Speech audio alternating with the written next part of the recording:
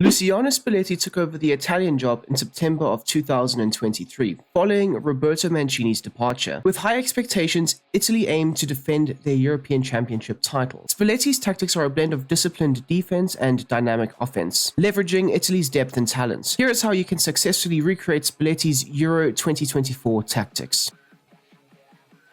Italy's formation in the first game versus Albania was a 4-2-3-1 system in shape, but on the offensive end, it would almost change and transform into a 3-4-2-1, more so having the likes of DiMarco and Chiesa as those wing-back/wider attacking players looking to supply crosses and cutback opportunities into the box, whilst also having a whole lot of attacking players in those more advanced attacking zones.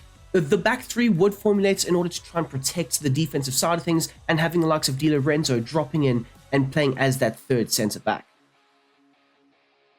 So we'll take a look at Italy's tactical approach and setup under Spalletti. Now, essentially, they can look to aggressively press in certain moments, but they will also look to keep their defensive shape and structure. So it is something very interesting to behold. At the same time, on the offensive end, they can exploit you with those quick transition balls into the wider areas, having Chiesa and DiMarco bombing down the flanks and supplying crosses and cutback opportunities for the attackers, or they can look to effectively build out from the back.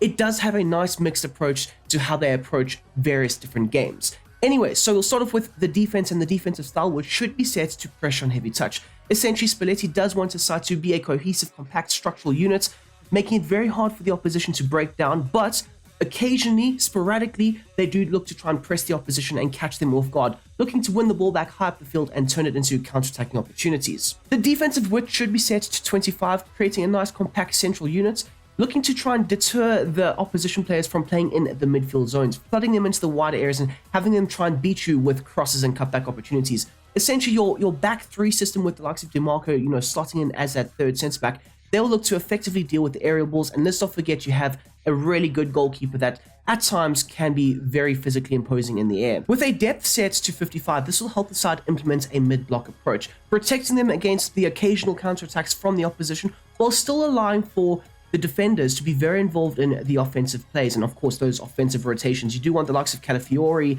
Buongiorno, the likes of Bastoni being very involved in potentially playing out from the back, but also getting high up the field and interchanging passes, especially in those wider zones. Essentially, this mid-block can shift slightly higher up the field if needed, depending on how much pressure and pressing you are looking to implement on the opposition. Spalletti's offensive tactics can set the side up to dominate proceedings, especially looking to control the tempo and phases of play. So the build-up play for the offense should be set to slow build-up. This will encourage the centre-backs to drop a bit deeper and show for those shorter passes from the goalkeeper restarts, allowing them to effectively build up from the back in that first phase. The likes of Jorginho will also be very important in this system. He'll also look to drop a bit deeper and be the deep-lying playmaker and essentially try and dictate the tempo of Italy's game. With this setting on, it can encourage the ball carrier to have a lot of passing options in and around him. So in your midfield zones, you'll have the likes of Nico Barella in a slightly deeper role, but he can look to drive forward and be very involved with the other attacking midfielders in the likes of Frattesi, as well as Pellegrini as that, left attacking midfielder. You'll see a lot of combination play between the three of them, looking to try and unlock the opposition's back line. The chance creation should be set to direct passing. Now, you might be thinking slow build-up with direct passing doesn't really mix, but it oddly does. It oddly does. The likes of DiMarco as well as Chiesa down at the left and the right channels, they will look to aggressively run in behind and penetrate the opposition's backline, pulling them out of their more natural defensive shape. And with all this set in place, you will have a lot of space and time in the central areas of the field, leading to sustained periods of possession. The offensive width of the side should be set to 85, allowing the likes of DiMarco as well as Chiesa to hug the touchlines and fully operate in the wider channels. This will also help stretch the opposition's backline, creating holes and gaps and allowing for your attacking midfielders to go ahead and exploit them. Italy tend to flood the box with aggressive attacking players, looking to effectively overload and overwork the opposition, having the likes of your striker along with your two forwards and maybe one of your midfielders as well as your left back. The likes of DiMarco does like to get into the box himself, and you will look to create goal scoring opportunities that way. And then the last thing for the tactics, my dudes, is the corners and the free kicks, which will both be set to 4.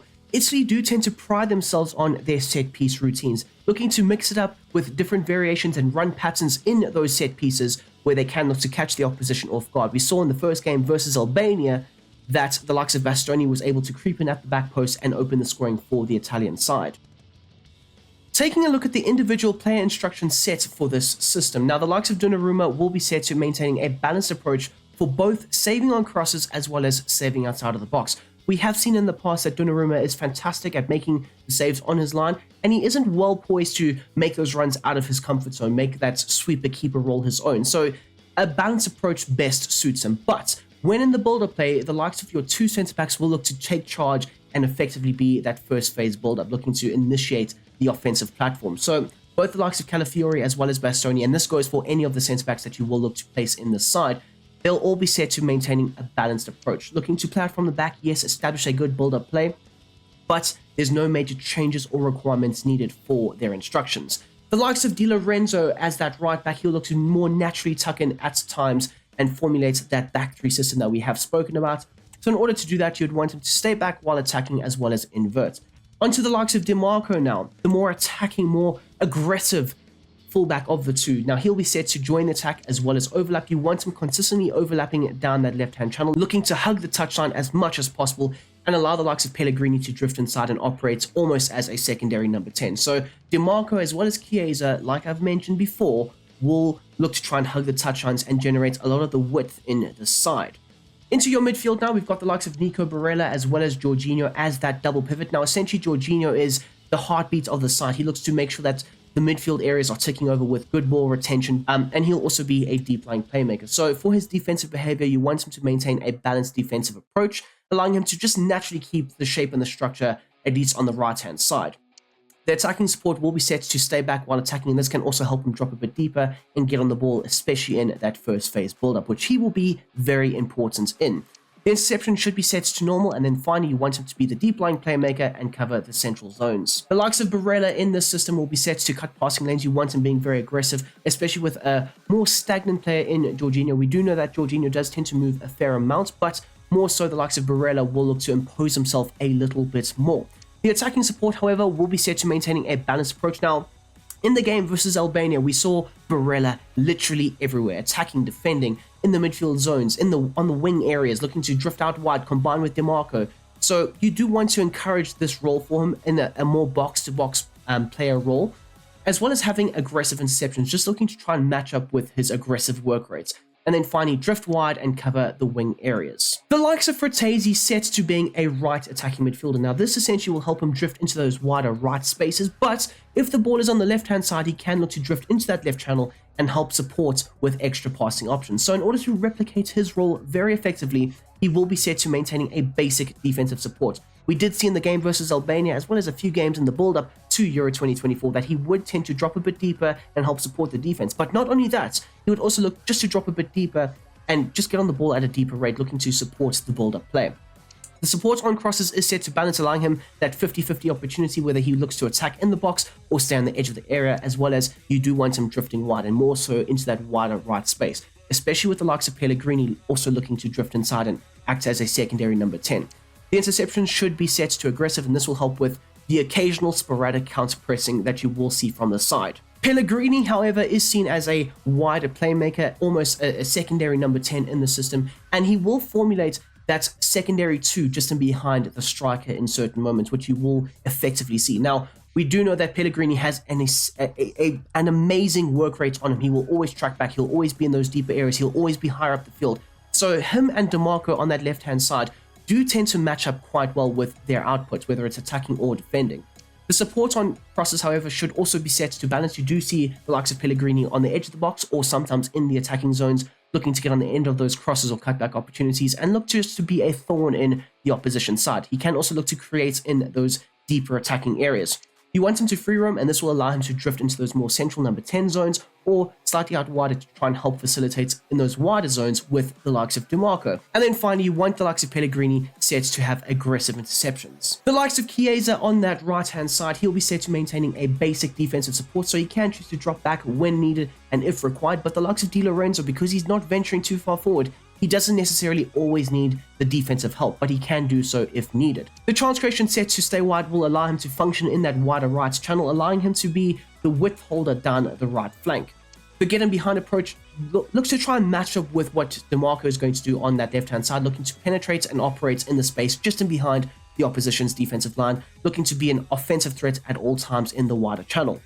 And then finally, just like with the other attacking players, you want them to all be set to aggressive interceptions, and then for the likes of Chiesa at least, you want him to have a balanced crossing run. And this whole system is linked up at the top with the striker in Scamacca. Now he has a unique skill set in this system. More naturally, Scamacca is very tidy on the ball, can link the play very effectively, but he's also very tall, he's also very physical. He can look to win the aerial duels, he can look to win the physical battles with the opposition centre-back. So you want him to more or less maintain that central role, although I did see him drifting into those wider channels every now and then against Albania. But in order for the system to be a true success, you need at least one focal point up top, and that is exactly what Scamacca will provide for the side. At the same time, the attacking runs will be set to having a mixed approach, allowing him to sometimes play as a false nine, dropping a bit deeper, dropping off the front line, the back line of the opposition, dropping into your midfield and combining very nicely with the other players. At the same time as well, he can look to be that more physical target man or even make those aggressive runs in behind.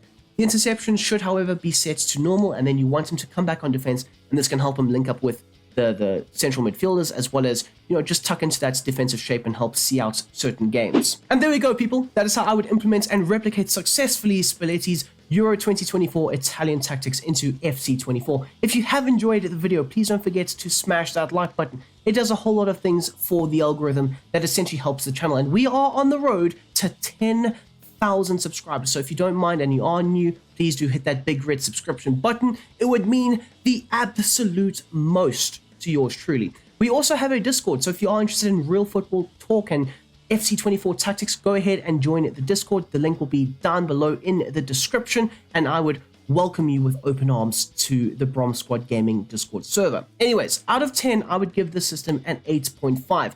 I love the fact that DeMarco and Chiesa hug the touchlines and generate a lot of the width in the side, as well as the likes of Di Lorenzo drifting into that third centre-back role and just operating at a deeper rate.